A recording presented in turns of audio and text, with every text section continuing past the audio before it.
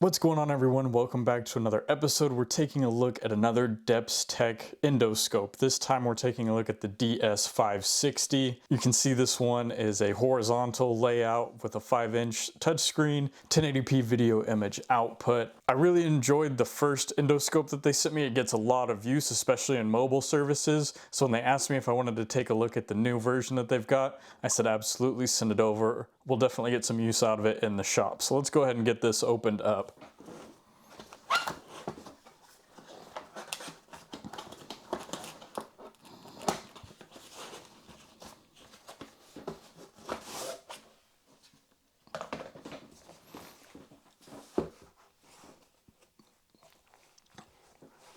And we have a very nice carrying case.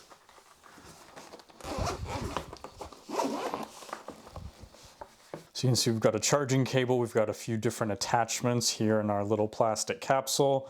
We've got our camera cable here up top.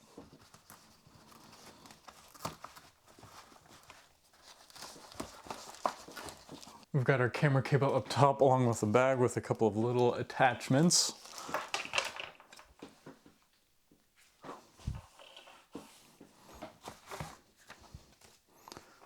Get your user manual.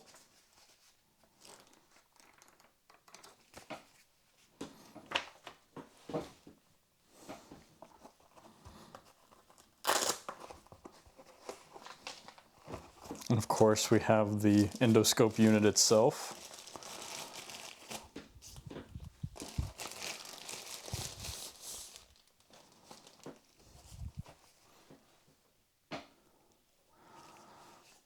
A little bit thicker than the previous version. It's got these grip handles built into it this time. Camera buttons on top on both shoulders.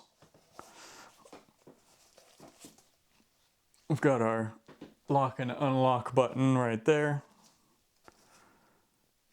And the new camera cable that it comes with has a flexible end here down towards the base.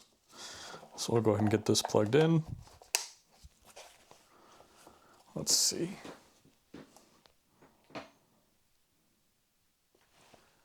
All right. Get it set up here. Just telling us that we take a photo with the shoulder buttons and telling us how to switch between the cameras, do different settings, LED dimming and lighting. Works nice. We've got it fully charged out of the box, which is very nice to have. So we'll take this out into the shop and we'll give it a try.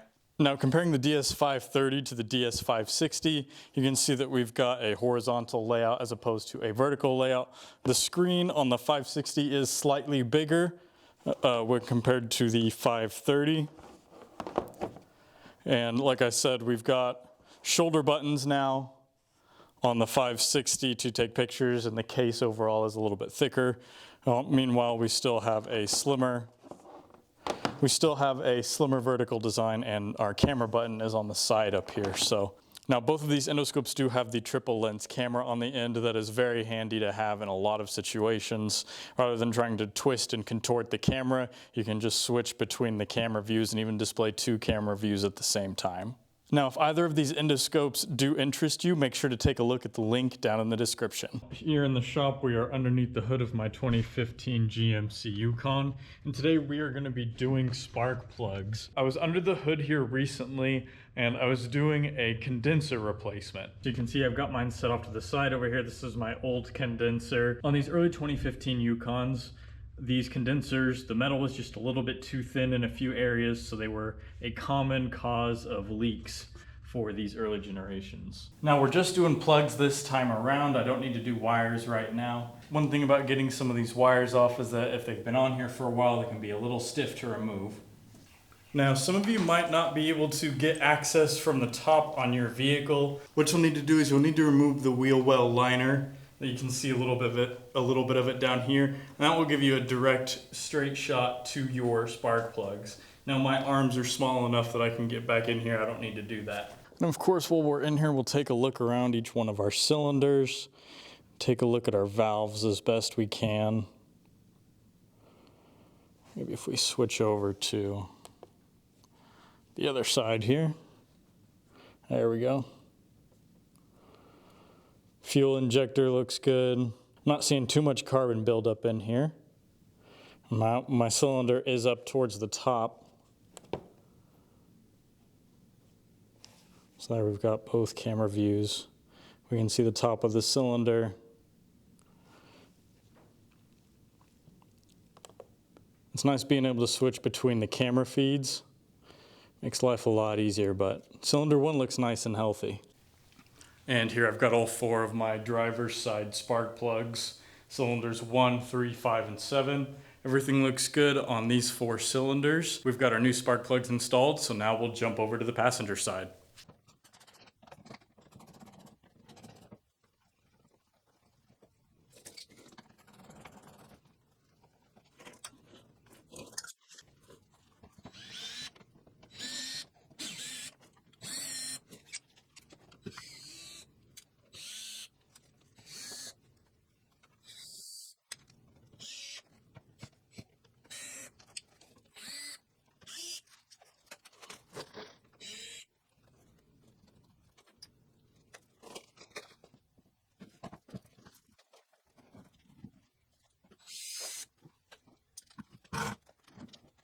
Now that we've got the wheel well liner out of the way, you can see we've got access to our 4 spark plugs.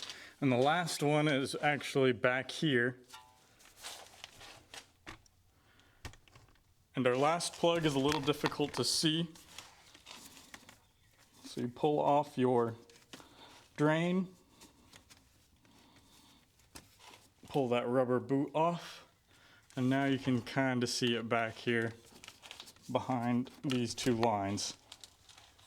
So with a flexible socket, we'll be able to get in there and we'll get all of these plugs changed out. Now, if your vehicle has the same option mine does for the rear AC, you'll notice that you've got a couple of AC lines that are also blocking your way. So you need to work around these, getting your pliers in kind of between the wires and between the AC lines. Then you can get that last spark plug wire off. Now, it's a pretty tight fit.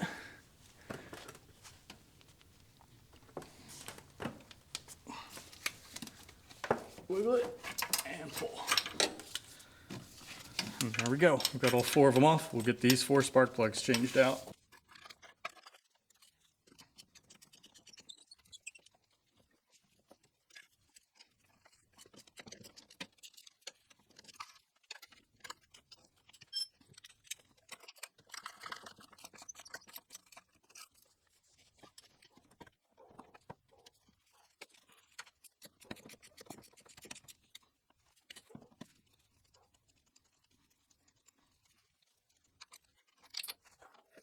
All right, now once I was able to get that back boot off, I used a couple of extensions and a swivel socket, and I was able to get the spark plug out.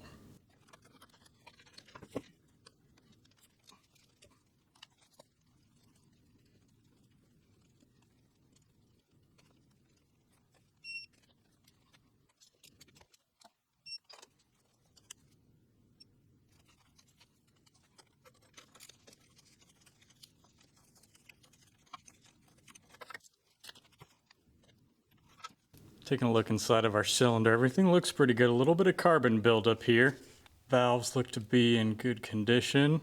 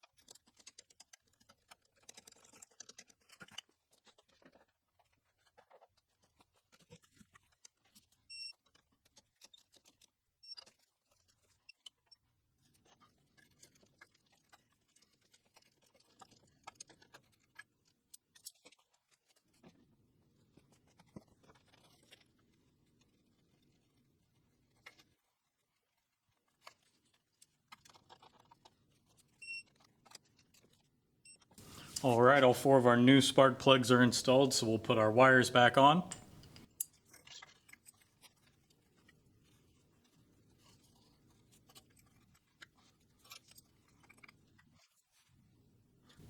Now on these wires on both ends, you can put some dielectric grease if you want to make life a little easier for you. That can also help prevent them from that can also help prevent the boot from seizing on the plug, making it a little easier to remove next time.